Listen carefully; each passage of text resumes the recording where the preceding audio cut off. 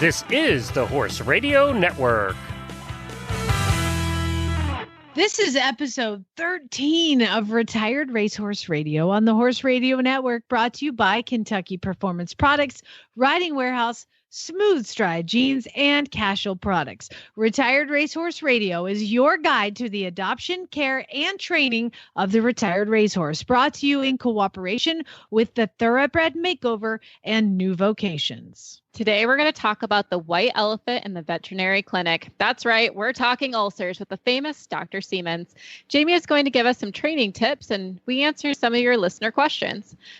Marcy Gruchalak joins us as our RRP Spotlight rider to talk about her Thoroughbred Makeover horse, and we bring you another fabulous New Vocations Adoptable Horse of the Week. Stay tuned.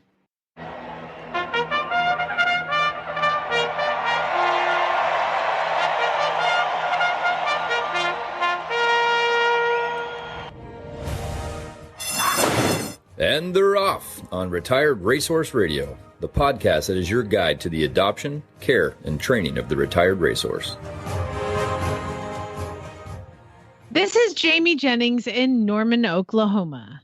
And this is Joy Hills from Kalamazoo, Michigan. And you're listening to Retired Racehorse Radio. Oh my gosh, the makeover is in just a couple weeks. And remember, people, you have just a couple days left to get your final entry in. Your final entry form is due August 15th. So if you haven't got that in, you better get to work.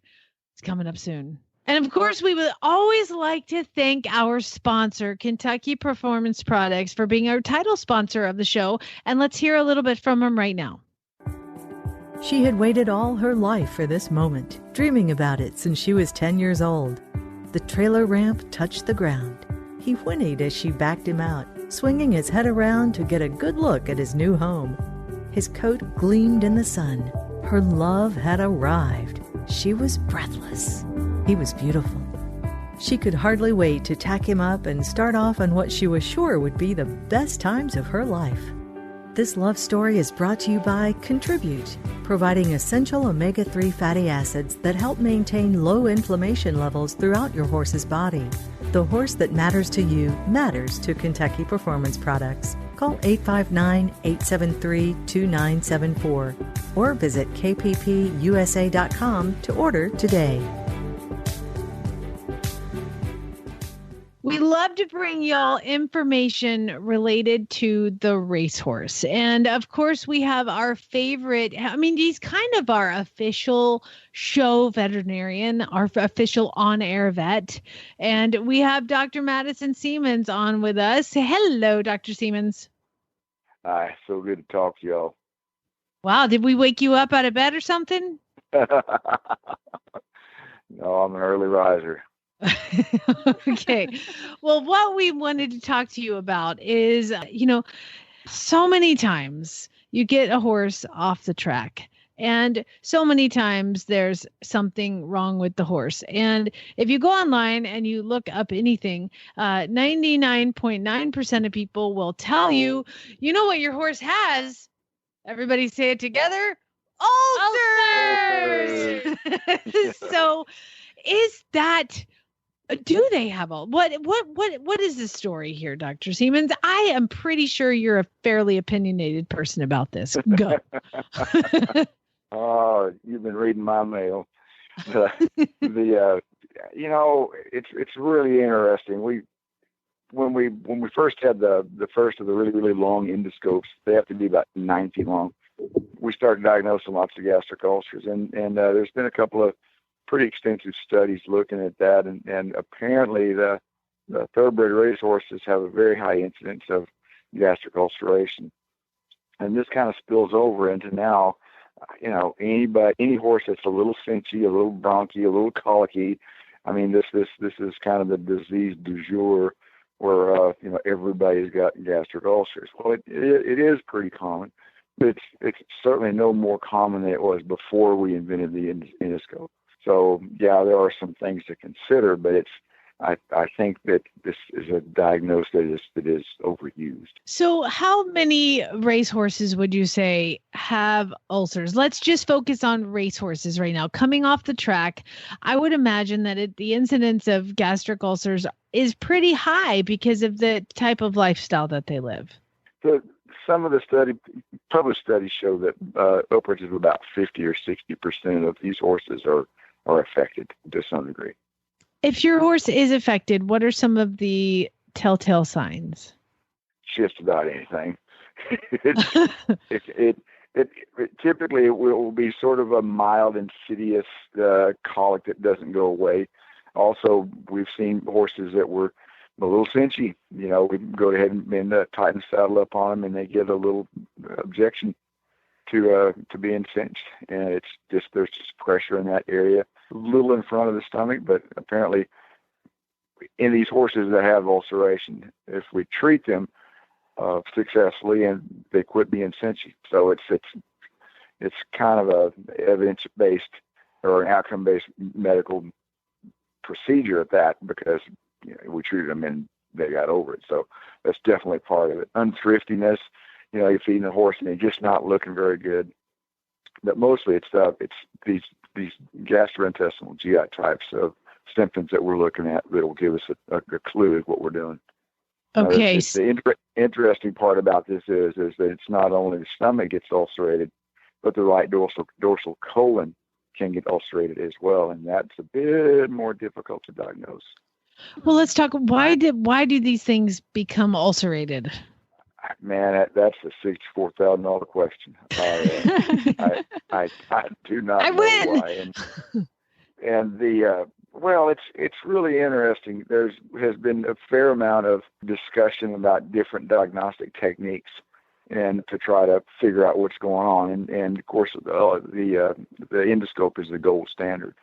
But there's enough evidence out there to suggest that perhaps some extent of ulceration throughout the entire GI tract might be a relatively normal occurrence.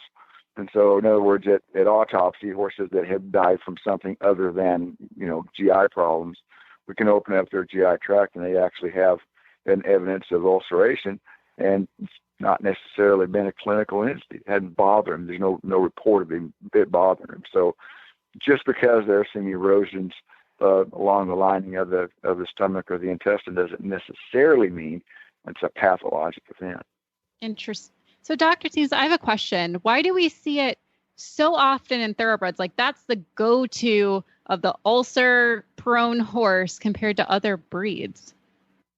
Well, that's a question that nobody can answer, and it appears that stress gets blamed for everything. This is very, very difficult to define. We can spill into my private practice, and I don't do racehorses, but yeah, I see a pretty good incidence. I wouldn't say a good incidence, but I would say a reasonable percentage of my colicky horses respond to ulcer treatments. Interesting. So the average backyard horse doesn't really exhibit a whole lot of stress, but your typical thoroughbred racehorse is put in a box stall, and it's fed, very, very low fiber, very, very high calorie type of a ration, and not work very much. So, I mean, I think that's a recipe for disaster when we start doing that to these horses. And I think, like a lot of things, and I'm not picking on a thoroughbred horse or thoroughbred people, but like a lot of things, many of the problems that we have with horses are man-made. Gosh, isn't that the truth? Well, yeah, the horses have people problems. That's the truth right there. So I've had people tell me all sorts of magical ulcer cures. Most of them revolve around omeprazole and, the products that we all know, GastroGuard and UlcerGuard, but that seems to be, different dosages and different amounts, and they cost different things. And then, there's a trickle down effect all the way to like buying omeprazole from Costco and putting that in your horse's feed. So what's the treatment? What do you recommend? And what should we steer clear of? Well, that's a very interesting question. So it's kind of hard to answer. I think there was a time when I think there was a lot of horses who were getting omeprazole, and that's GastroGuard or UlcerGuard, same thing. and it's the same drug. It's Prilosec for people. All right, it's an antacid, and this goes way back. This goes back to the 80s. We started looking at antacids, sort of accidentally. There were some studies looking at antihistamines and their effects on everything, and found that they actually elevated gastric pH. And the first one of these was Tagamet. It was called cimetidine, and it was an antihistamine. And so we started using that for gastric problems in horses early on, almost 40 years ago now. And then the next level, and that worked pretty good, but you had to give it 4 times a day. So the next level was a drug called ranitidine. This is also another antihistamine, but it has GI effect. It affects the GI situation where it doesn't allow the so much of the acid to be produced. So that elevates gastric pH, and that's the way to take care of ulcerations. The next generation is what we call a proton pump inhibitor, and those are PPIs, of which Prilosec or omeprazole is V1. The good news about that is it will elevate gastric pH for 24 hours, so you only have to give it once a day. Bad news about that is, and this is just now coming out, is that those proton pump inhibitors do a lot more than just reduce acid. And so there have been some pathologic fractures associated with the use of the proton pump inhibitors.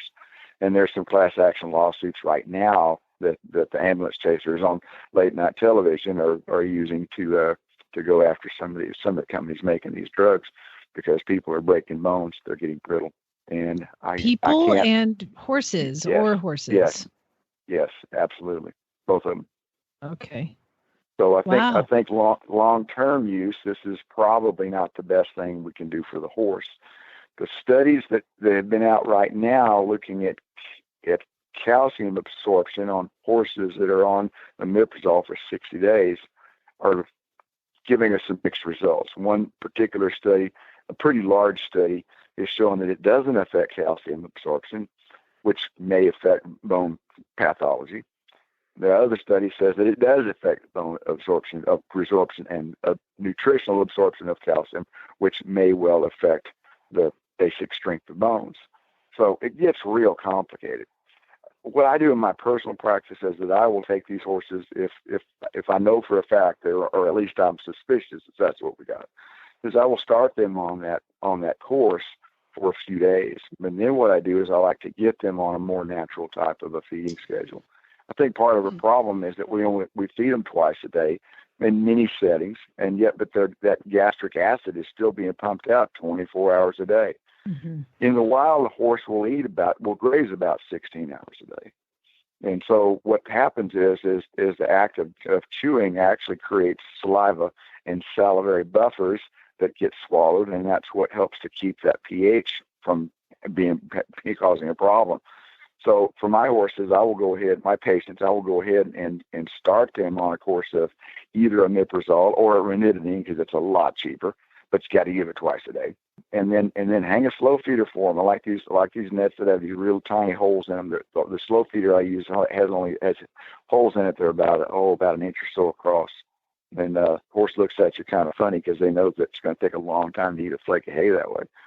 But the beauty is that we've got those salivary buffers working because the horse is chewing in a more natural duration during the course of the day. Once we can get these horses eating on a regular basis, more during the course of the day, we can wean them off of the antacids.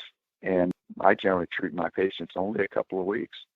And once we get them on that schedule, then we don't see them again. Wow, that's fantastic. So now this is to tie all this in, and please, if this is an inappropriate question for this time in this episode, let me know just by saying I'll pass.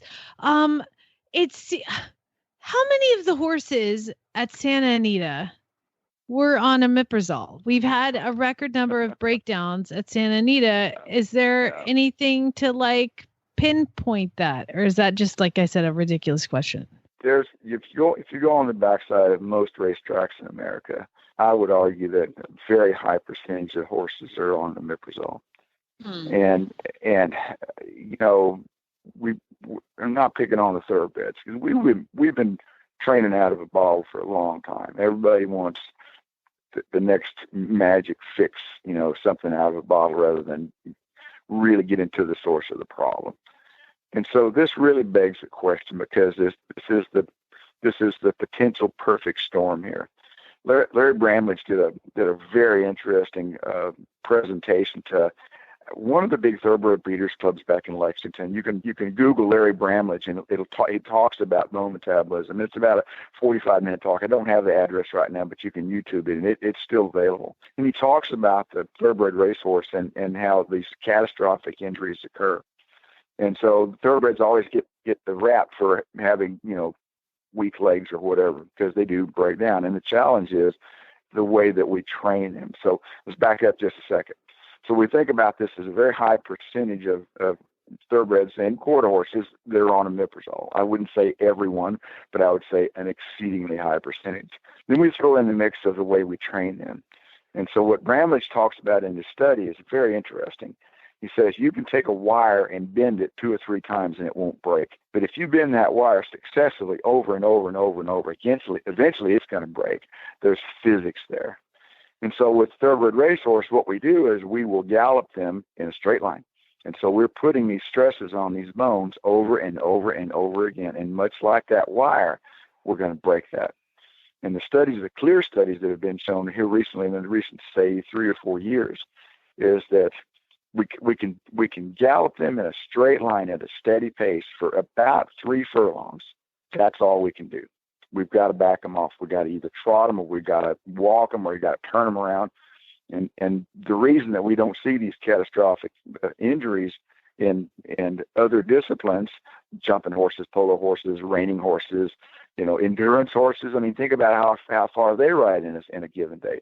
It's because we're varying the gait, we're varying the terrain, we're stopping them, starting them. They're going uphill, downhill, canter, walk, trot, going through creeks. I mean, we're changing this exercise regimen so we're not bending that wire the same way. Let's add to that a couple of drugs that weaken bones.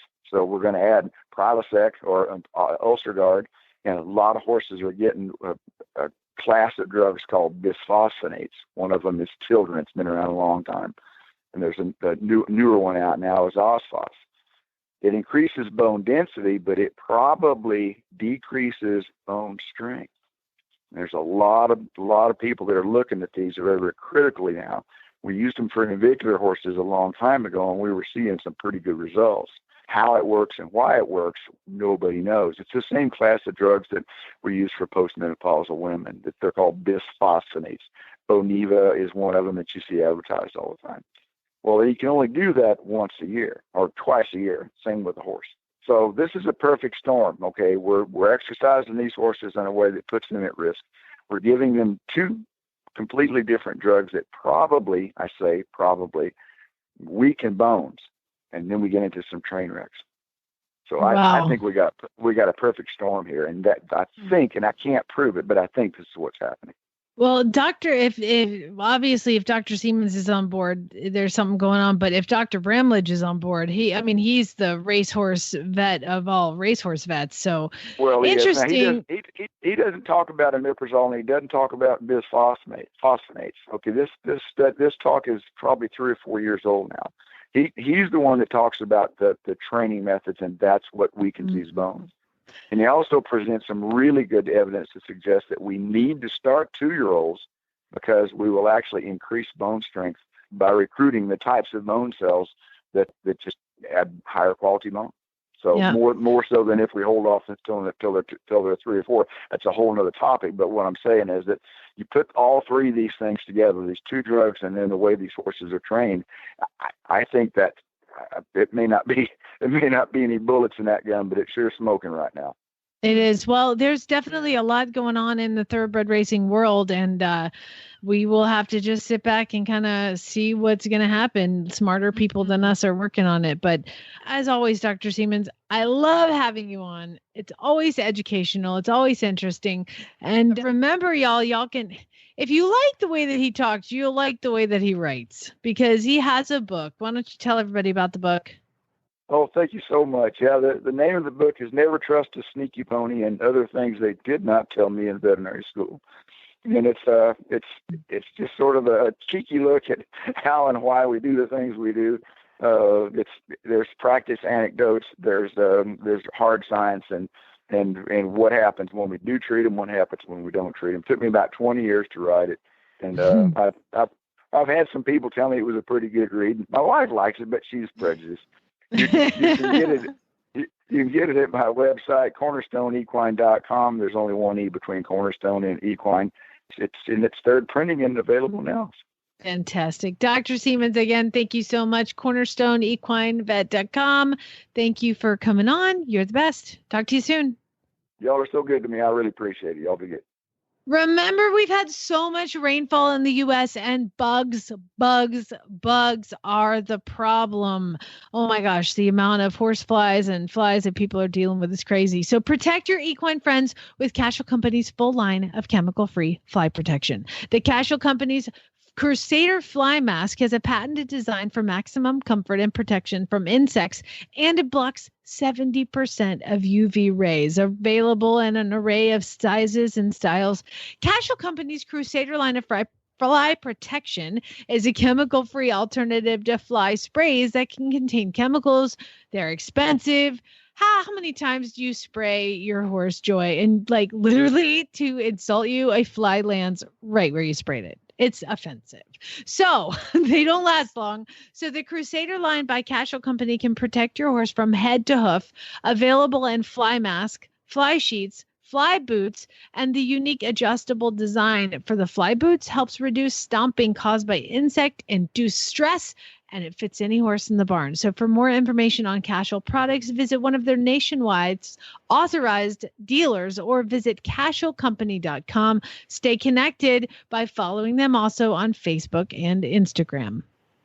Well, you guys remember that coming up all too soon is the Thoroughbred Makeover at the Kentucky Horse Park. It's October 2nd through the 5th, presented by Thoroughbred Charities of America. And so we've been wanting to highlight different people that are involved in it. And man, I have an interesting chick. Please welcome Marcy Gruchalak. Marcy is a RRP Spotlight Rider of the Week, and you've done some interesting stuff, and you are definitely a makeover, I guess, a pro. I mean, you've been there 3 times, right? Yep. Yeah, I was there in 2016, 2017, and then this year in 2019. What happened in 2018? You get lazy? Just kidding. Well, I found that my horse that I had in 2017 was my heart horse, so I took the year off, focused on him, and now I'm starting up again with American Lioness this year. Okay, well, that's like the best excuse ever. Yeah, right. I love my horse too much. So tell us about American Lioness. So American Lioness is a smaller thoroughbred. She's 15-1. She's 6 years old, and she won 1 race, and she's a small bay, really nice, really easy to work with, super athletic, picks up on things really quickly, super sweet, never has given me any grief about anything that would put me in an unsafe issue with her. Where do people find horses like that? It's just you, Jamie. It's just you. She's like so perfect. So see, she's for sale. See, you're not letting us know the real grit. That's what it is. Well, I can't keep them all, unfortunately. Of course. Now, what are you planning on to compete her in? So I am working, hopefully, to compete in barrels, and then Western dressage is up in the air for us. Gotcha. Okay, so we've got that horse did barrels. Now, this is what I found amazing is that you're, gunning for the barrels this year. What did you do 2 years ago? I did freestyle and competitive trail.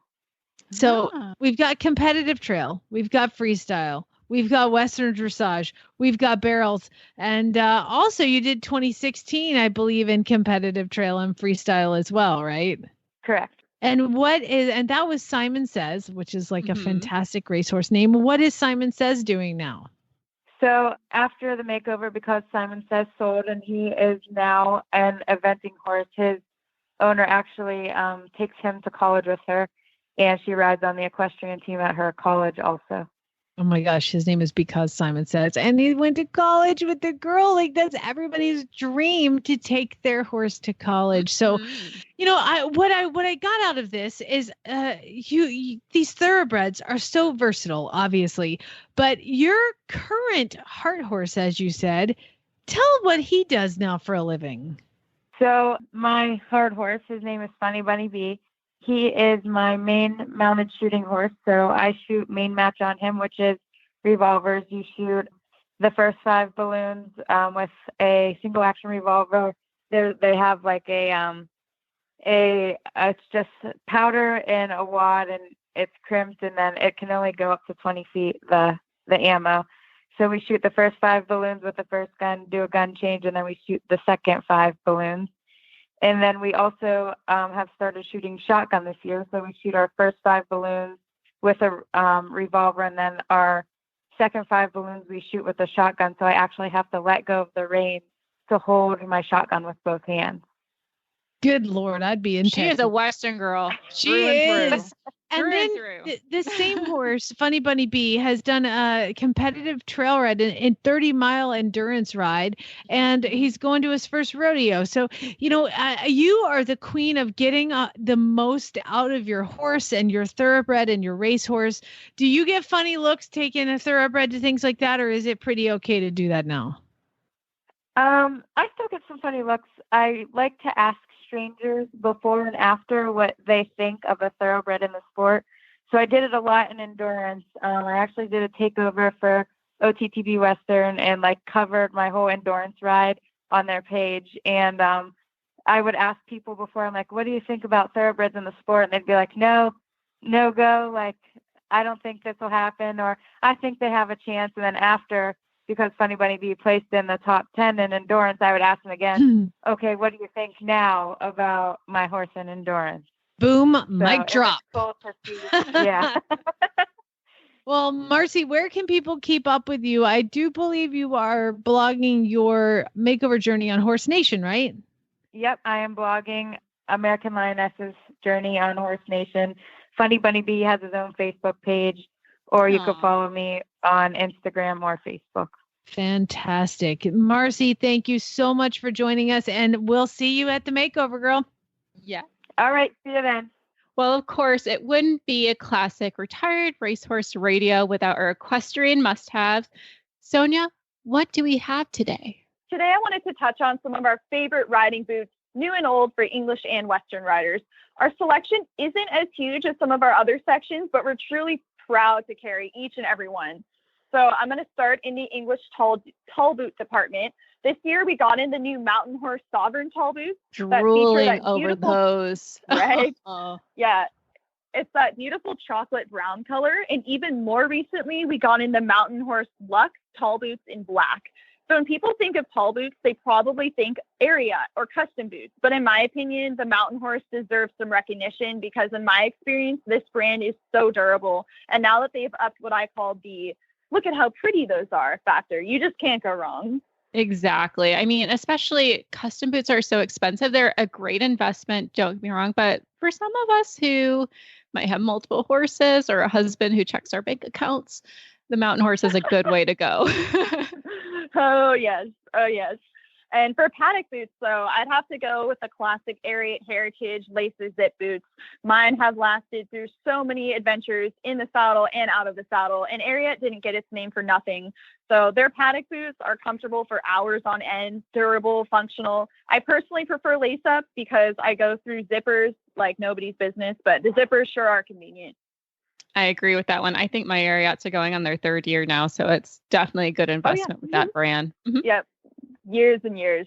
So on the Western side, in terms of cowboy boots, we've got, everything we carry. I'd say, my favorite has to be the Ariat Bantam. So on top of being a really good looking boot, they actually have a lighter outsole than the typical cowboy boot without sacrificing the durability you associate with Ariat. So we actually have men and women's versions of these with some beautiful patterns. So whether you're going to ride in them, go out in them, it's just an incredibly versatile boot. And those are the Ariat Bantams. Very cool. I might have to get some for my husband. Yes, definitely. It's a great husband boot for sure. Awesome. Well, thank you again, Sonia. There's so many boots to try out and look at on ridingwarehouse.com. You can check it all out there, and make sure to check out their clearance section too. I've gotten some really good bargains there. So again, it's www.ridingwarehouse.com. Sonia, thank you so much for coming on. Well, Joy, we have time for a training question from one of our listeners. And Haley wants to know, how do you get a horse comfortable with clippers? She says, my horse goes mental, particularly when they're on his neck, close to his face. And TJ said, oh, same with my horse. Yeah. So what would you do for clippers? So I've definitely been in this boat. The first thing is patience. At least in my experience, I do the clicker training with my horses, and I have my little black Arabian. Some of our auditors might have seen her. She would rear up with the clicker or the clippers every time. And luckily she's not a 17 hand horse, so it made it a little bit more manageable. But what I started doing is just 5-minute sessions of getting used to it each day I could get out there. So I might just have the clippers going near her. And when her head is kind of down and relaxed, I would click and reward that relaxation moment. Get a little bit closer the next time, click, treat, move on. And eventually I'd start in areas that I knew she was a little bit more comfortable with, like just resting it on her shoulder so she could feel the vibration, hear the noise. And once she would relax, click, treat, move on, and slowly work my way up, because it's always the ears, the face, that we just get this big old, fire breathing dragon moment. But if you slowly keep doing it, one, it's exposure, but also they're like, oh, if I'm staying relaxed, I get a treat. So this is the method that has worked for me. All my horses have clipped fine doing this method. It does take a little time, but it keeps us both safe. And Jamie, I'm sure you've had the same experience with horses who are just not okay with getting clipped. The most challenging one I had was a Mustang that I got, and I adopted him in February, but his freeze brand had been shaved. So they clipped the freeze brand to make sure that they're who they are supposed to be or whatever. And I thought, well, sweetie, clips. So I take him home, and I've got to get him clipped because I was living in Arizona, and he's a big, wild, woolly mammoth Mustang, and I'm like, we got to get you clipped. And I clipped him until, girl, let me tell you what happened. I could not get that clipper anywhere near that freeze brand area that had been clipped before. And obviously whatever they did to get him clipped was a really bad experience, to the point where he was like striking, and it is. So I don't give horses treats. I don't click and give treats. I don't want a horse taking food from me. I don't want them ever. I know that there's ways around that in clicker training, but I can't speak to that at all because I feel like they will eat my fingers. So what I do, first of all, it's about kind of getting your horse used to anything coming near their face. What happens is we've got the clippers in our hand, and we've got the lead rope in our left hand and the clippers in our right. And we're like, come here, please, stand still. And you're just like creating all this tension. So what you got to do is try to think about what else can I put on his face? And so I really am a big fan of plastic bags on a stick. Okay. Yeah. You start with just the stick, and you can touch them all over with that, and then flip the stick around, have some plastic bags like balled up in a rubber band, and so, put them on their withers. Use approach and retreat is very important for this. Approach with the plastic bag, a retreat approach. Why does approach and retreat work, you guys? Because a predator never retreats. So you're proving to them time and time again that you are not a predator because you retreat. Make that plastic bag bigger, get it to where you can touch them all over with the plastic bag, including their ears, until you make it bigger and bigger and bigger, until you can drape those plastic bags over their ears on the edge of a stick and under their face.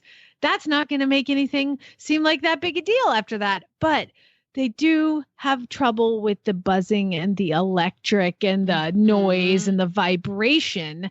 And so, oh my God, this is like Super Monty Roberts. He was the one who showed me how to do this. And this horse Thor that struck, I didn't want to stand near him with a freaking pair of clippers.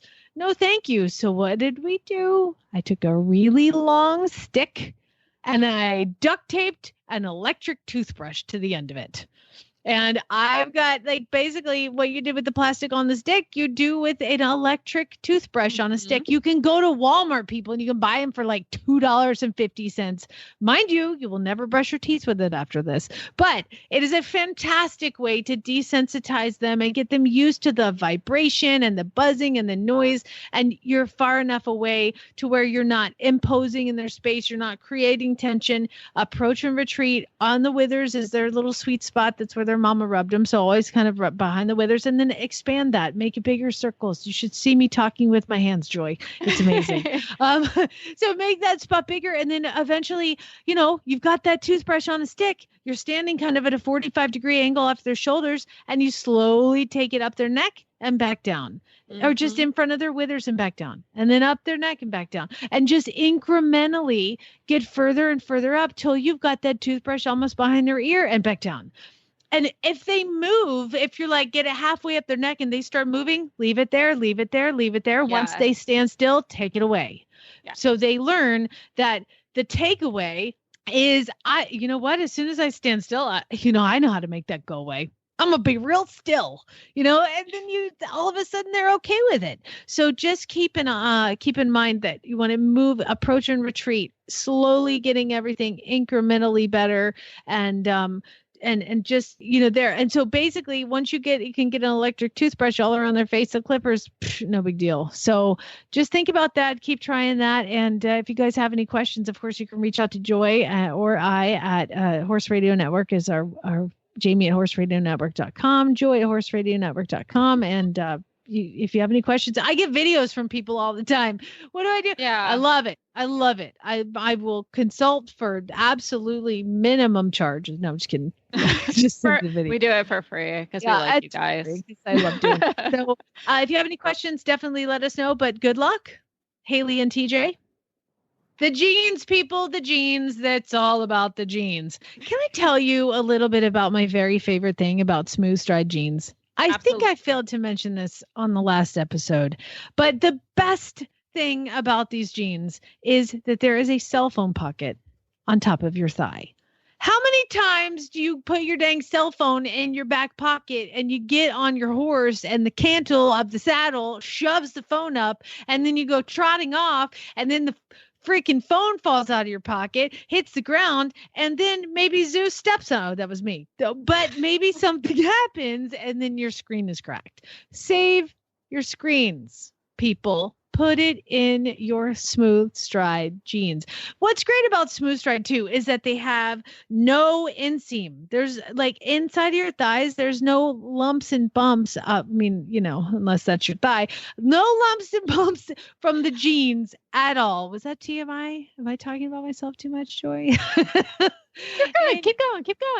Well, so I just want to say they're also higher in the back. I'm sorry. I have hit an age where I cannot show my butt crack when I bend over to pick a hoof. I need things covered. I need coverage. And they're higher in the back than they are the front, which is fantastic. You have the plain riding jeans, which are no leather, the extended knee patch, which it's kind of like a knee patch breeches, but they go from your knee patch area all the way down. And then full seats. Sizes range from 4 to 22. There's something for everyone. And again, there's the cell phone pocket. You don't have to worry about your cell phone, just right on top of your thigh. So check them out. Smoothstride.com. That's smoothstride.com. And from the back of the pack on the outside, commanding Perf is taken second. But California Chrome shines bright in the Kentucky Derby. And now it's time for the new Vocations Winner's Circle Adoptable Horse of the Week.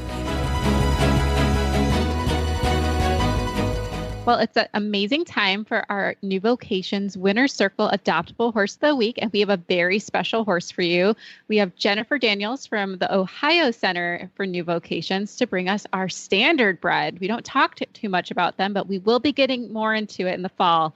But Jennifer, tell us about Bikini Breeze. Bikini Breeze is a really young gelding. He's been with us a while, and I have to remind myself that he is very young. He's only 4, and he seems like this old soul, curmudgeonly uncle. I don't know how to describe him, like crusty old man who's a big softy on the inside. it just helps me in the training to assign these personalities, I guess. But he's a little bit more challenging. And I thought about featuring a horse that maybe was that unicorn that's you can look at and identify with right away and just know intuitively what the horse is because they're easy. And this horse isn't. He's really complex. And I think a lot of horsemen love and crave a horse like that maybe makes them think a little bit more in their training. So I don't want to call him challenging. He's actually kind of fun for someone who knows what they're doing. But you have to be maybe a thoughtful rider to get along with this horse because he's got constant trust issues. I don't think you can make too many mistakes with him. He needs someone who's fair and firm, and he's not going to do well with someone emotional and theatrical and like all the things that women usually do and loud and angry because he's mad about is he's just mad that his name sounds like a college girl's, hunch punch. He's like, right. He wants respect and dignity. That's all. Yeah. And he's like, my name is Bikini Breeze. Somebody name me Thor and get me out of here. But you know what? At least he has the decency of being called Rocky at the barn. And I love that about him. And I just love how flashy he is because he doesn't have, and this sounds kind of bad, but the stereotypical standardbred head. He looks kind of warm blood like. He's a flashy horse that would look really nice in the show ring. I agree. He's got a presence about him in the barn. He's very dominant. He's very authoritative. Yeah, he wants to be taken seriously. That's him. Yeah. See, that's it. That's all he wanted. Somebody, at least he's rock. And Bikini Breeze, poor guy. He has a gender identity issue. That's his problem. And the hard thing too, so his dam is Miss Bikini Beach, but his dad's name is World of Rock and Roll. I mean, that's a great name. Kind of got the short end. Rocky and all the training problems disappeared. Exactly. Oh, well, no, he's very handsome. He's very well put together. And I love people. And I haven't been able to do it yet. I've never had the opportunity to retrain a standardbred. How similar is it to retraining an off-the-track thoroughbred? It's not very similar. They've never had a rider on. It's a whole different can of worms. They've never had a rider on their back, so most of their, if you want to call it fear issues or anxiety, is really in that initial mounting process, just getting on their back for the first time, and they really turn for as well trained as they are. They get a little scared, and they need the reassurance, and they really need a confident rider that first 2 rides even. Just like any horse, yeah. Yeah, but then they have this huge wealth of knowledge behind them, so it goes really fast. You're just filling in these gaps, these holes. But the first few rides, they need somebody really confident, well-balanced, that lends their energy to the horse. Right. But I'm assuming it's similar to a thoroughbred, too. Those guys, these guys at least have how to turn and steer. An off-the-track thoroughbred really doesn't even understand that, but neither one of them is going to understand leg pressure. So I would imagine, once you do get that first ride or a couple rides of being up behind their back, I think that, they've probably got a little bit more in the tank, like a little more experience, I would think. You know what I think about the contact, though? The standardbreds, they're used to like a dressage contact, like a real feel, just a few ounces of pressure in their mouth, and they come right back to you. Like they're so soft in the mouth with just a snaffle bit, and you don't have that with a thoroughbred. It's speed. Everybody has their talents. Standardbred. Well, he's cute as the dickens. Where can people go and see more about Bikini Breeze? Go to the newvocations.org website. He's listed now, and I expect him to be available for at least a week or 2 yet. Perfect. Well, best of luck to Bikini Breeze getting a new mama and a new home. He is cute as can be. And thank you for coming on and telling us about the standardbreds. We will be touching base more. Yes. All righty. Thanks. Thanks, Jennifer. You can find our show notes and links to today's guest on our website at retiredracehorseradio.com and like us on Facebook and Instagram. I'll tell you what, I'm on Facebook. Joy's on Instagram because she's younger and prettier and cooler. You can also just search for Retired Racehorse Radio. Follow us on Twitter or follow Joy on Twitter. I'm not on Twitter. Okay, Glenn, follow Glenn. Follow our Glenn on producer, Twitter. On Twitter at Horse. I'm just giving you guys a real perspective on who is behind all of this, okay? Because I'm like, one social media is all I can handle, but Joy is young and has faster thumbs than I do. So again, follow Glenn on Twitter at Horse Radio. Jamie's email is jamie@horseradionetwork.com, and mine is joy@horseradionetwork.com, or as she said, I'm on Instagram, as all the young kids are. Thank you so much to our sponsors, Kentucky Performance Products, Riding Warehouse, Smooth Stride Jeans, and Casual Products. And don't forget to check out all the other amazing shows on Horse Radio Network at horseradionetwork.com. Please don't forget to set your goals high and learn to love from every ride. And spay, neuter, and geld. Love you guys.